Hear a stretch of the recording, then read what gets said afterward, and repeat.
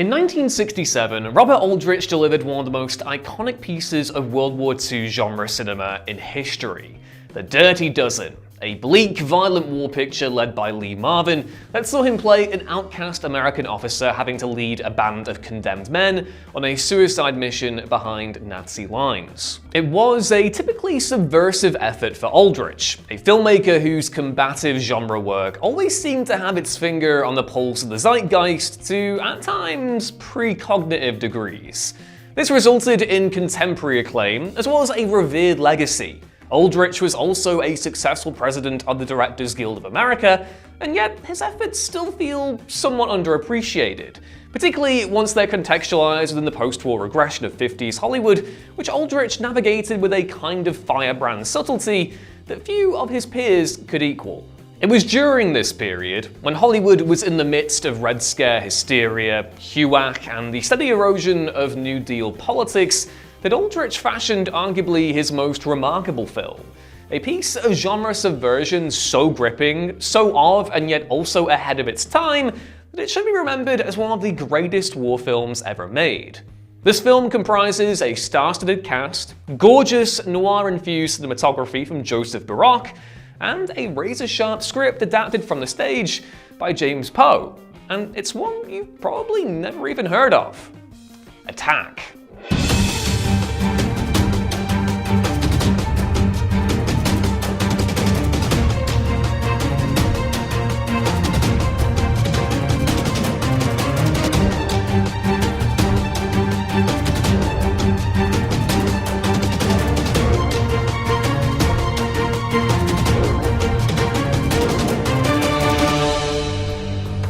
Released in cinemas in 1956, Attack was adapted from the play Fragile Fox, written by Norman Brooks, and starred Jack Palance, Eddie Albert, Lee Marvin, and William Smithers in the lead roles. Set among the cold, unrelenting winters of the Ardennes Offensive, the film follows a company of US soldiers as they navigate corruption and cowardice on the front lines, where the main obstacle isn't just the advancing SS Panzer divisions, it's also their superiors. What follows is superbly psychological, gritty, and combustive. A war picture that deviates from the vast majority of its flag-waving contemporaries, and in doing so emerges as a uniquely inimitable entity from the era. As author Tony Williams summarized in his book, Body and Soul, The Cinematic Vision of Robert Aldrich, quote, Attack reflects in different ways not only Aldrich's subversion of the traditional Hollywood war movie, but also features occurring within his other generic appropriations. It is both a war film and a film noir. Style and genre significantly merge. Now, there were other self-interrogative war films from the immediate post-war period that worked as a suffusion of genres and styles, absolutely. John Ford's They Were Expendable stands out as a noteworthy example, but Attack feels singular in both its subtext and content, directing anger inward until there's nowhere left for it to go. It's less a mournful ballad for the tolls that conflict incurs, and more a breathless, sometimes exhausted repudiation of an emerging post-war consensus, one that obliterated the nuances of the wartime experience and which threatened to undermine the bitterly fought victories made both before and during the war. As an adaptation of a stage play, Attack is suitably character-driven. Palance plays an effective but war-weary officer, Lieutenant Joe Costa, with Smithers' Lieutenant Woodruff, an equally competent but more conciliatory ally. Further up the command chain lie Eddie Albert's Captain Cooney and Lee Marvin's Colonel Clyde Bartlett. The former is an incompetent braggart reviled by his subordinates for his part in the deaths of US servicemen, while the latter is a politically ambitious officer whose ties to the influential Cooney family have allowed the former to rise up the ranks and gain his own command. Cooney himself is the victim of a ruthless father, his soldiering nothing more than a desperate attempt to reverse a slow and devastating process of emasculation, while Bartlett is cold and self-serving. While the war was for many a matter of survival, for Cooney and Bartlett, it's about self-preservation, an opportunity to be leveraged at the expense of the men in their care, even if it costs them their lives. This self-interest exacts a heavy toll on Palance's Costa, who, after one Cooney-enforced blunder too many, and a deliberate attempt from Cooney to send Costa on a suicide mission, resolves to frag his superior. All hell breaks loose in the Ardennes as the Battle of the Bulge begins, and Costa attempts to make his way back to exact revenge. But this isn't a story about heroes and villains. In Aldrich's own words, and quoted again from Williams's book, Attack was about the, quote, terribly corrupting influence that war can have on the most normal, average human beings, and what terrible things it makes them capable of that they wouldn't be capable of otherwise. Here, the Second World War is turned from a historical moment of resilience, liberation, and empowerment to something fundamentally ugly. A nightmare that let loose man's frailties and broke everything in its wake.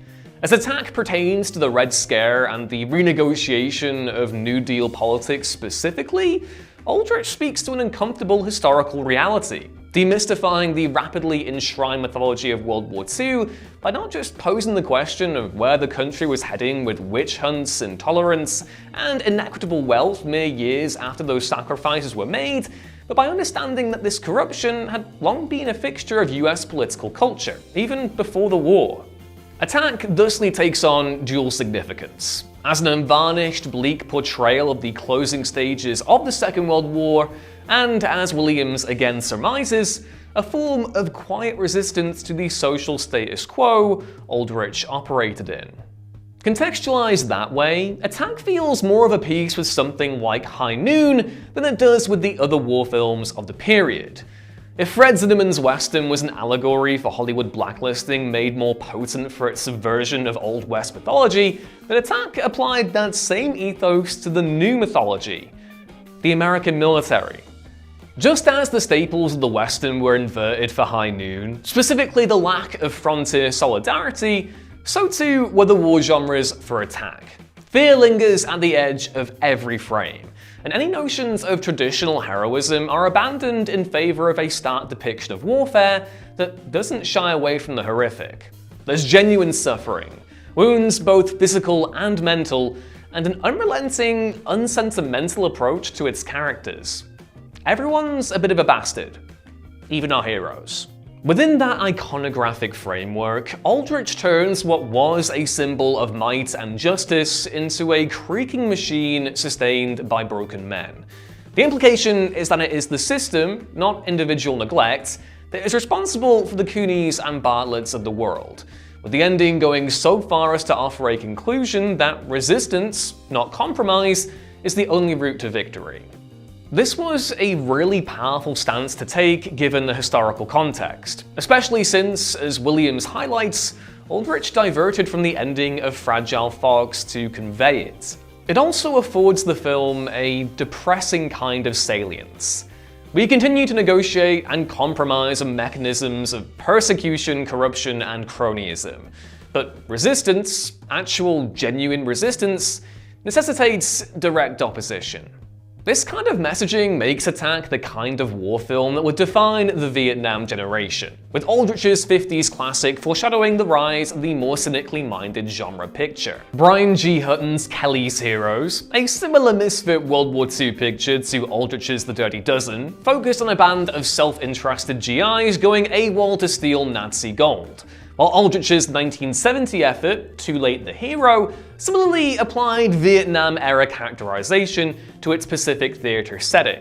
Both of those examples differ from Attack in their use of irony and satire to deliver their message, but Attack is an essential part of that lineage, a Red Scare allegory war film from the 50s that has the same rawness and emotional heft as Oliver Stone's Platoon. Now, of course, Attack was not the only war film from the 1950s or even before to convey a message. Just a year later, in 1957, David Lean's masterpiece The Bridge on the River Kwai situated a Shakespearean tragedy about the cost of the British stiff upper lip within the Southeast Asian theatre of World War II, while Stanley Kubrick's World War I set anti-war drama Paths of Glory arrived in the wake of several disastrous colonial actions from the European powers. Principally, France. There are two things that distinguish Attack from its contemporaries, though. its thematic content, which scrutinized American post-war paranoia and a shift away from New Deal politics, and Aldrich's noir influences. With its sumptuous black and white photography, dark subject matter, and morally flawed cast, Attack shares more in common with the noir films of the day than it does its genre peers, a direct result of Aldrich's career before that point. Attack was his first war picture, with the 7 films he made before then belonging to the Western noir and drama genres respectively. Cinematographer Joseph Baroque, who worked with Aldrich 14 times across his career, had also cut his teeth shooting across those same 3 genres, with the bulk of his work pre-Attack coming in noir pictures. His first meeting with Aldrich was also on a noir film, World for Ransom. It's no surprise, then, that the makeup of Attack was rooted not in the war film, but in noir. Aldrich and Baroque had honed their styles within that space, while Marvin and Palance had both delivered arguably their then most iconic performances in the same arena. The big heat for Marvin and sudden heat for Palance. The play on which Attack was based, Fragile Fox, also dwelled on themes of corruption and moral decay in an otherwise widely respected and powerful institution. Its theatrical origins also necessitated an adaptation smaller in scale compared to most other conventional war films, allowing for a greater focus on character drama and for that noir dynamic to bubble to the surface. Attack had different objectives compared to many of the war films of the day, and even those that emerged later. 1965's The Battle of the Bulge, for instance, took a more comprehensive focus in the vein of Darryl F. Zanuck's The Longest Day, albeit with a markedly less impressive eye for historical authenticity, while the majority of war pictures from that period functioned along similar lines, recounting the full scope and scale of World War II's most significant battles. Attack, conversely, was more microcosmic, a snapshot of a scrambled-together defense that resulted in some of the heaviest US losses of the war until the Nazi advance broke down. It was a cold, brutal engagement that illustrated Allied frailties, the perfect battle to delve into dysfunction and discord on both a literal and allegorical front, which Aldrich exploited for full effect on the big screen. Instead of vast, open engagements, Aldrich confines Attack's action to claustrophobic levels. Interiors are dimly lit and caked in shadow, with regular use of close-up shots and exterior sequences ensuring that the proceedings maintain a consistent, intimate feel. It also helps that Palance, Marvin, Albert, and others like the great Robert Strauss all had striking facial features, imposing their own individual presences in ways that allowed silence to strike just as hard as Norman Brooks's cutting dialogue. Palance, carved from stone, gradually crumbles over the course of the film, while Marvin slyly bides his time like a cat waiting to strike. It's almost like the frame is physically struggling to contain them, boxing and agitating each character until the pressure is released with an inevitably bloody explosion. Despite its qualities, and Aldrich's respected place in the canon of post-war Hollywood cinema, Attack has fallen to the periphery in conversations surrounding the war movie greats of the 50s and 60s. To some degree, this is inevitable. During those decades, the only genre that could outcompete the war picture in terms of frequency was the Western, which also has its own smorgasbord of undiscovered or otherwise overlooked gems from that era that deserve greater recognition. Major Dundee, anyone? It also arrived in between more noteworthy assignments for its biggest star, Lee Marvin, namely The Big Heat, Bad Day at Black Rock, and The Man Who Shot Liberty Valance, the latter of which is widely considered alongside Point Blank to be his greatest starring turn.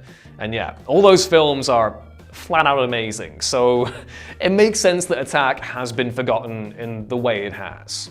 With it being lost amidst the glut of war films from Hollywood's golden age and beyond, as well as Marvin's other successes, Attack remains something of a forgotten classic. A film that not only exemplified Aldrich's unique qualities as a director, but also those of its leading men. Marvin, who had served as a scout sniper in the Pacific, was well on his way to becoming one of the greats of the new Hollywood era. But Attack was one of the first films to enable the actor to channel his wartime experiences. Marvin was known to provide technical advice on the war pictures he worked on, and Attack was presumably no exception. He exudes authenticity in the role of Bartlett, while Palance, who had been discharged from the US Army Air Force following a traumatic crash while piloting his B-24 Liberator on a training exercise, conveys a sense of wartime despair as Costa in a way only someone who had endured those years actually could. Eddie Albert, who had himself been a victim of the Hollywood blacklist, also saw action at the Battle of Tarawa. This is to say that while Aldrich's film may have been rooted in Allegory, there's a raw layer of believability that seeps into every frame. Add to that Attack's technical prowess, its emotional heft and efficiency, and it becomes difficult to describe it as anything but a genre highlight from the post-war period. It may not have had all the bells and whistles as the biggest and most acclaimed war movies of the era, but it didn't need them. Aldrich made something completely different instead. A boxed-in drama with a suffocating atmosphere, and one that deserves a far greater legacy.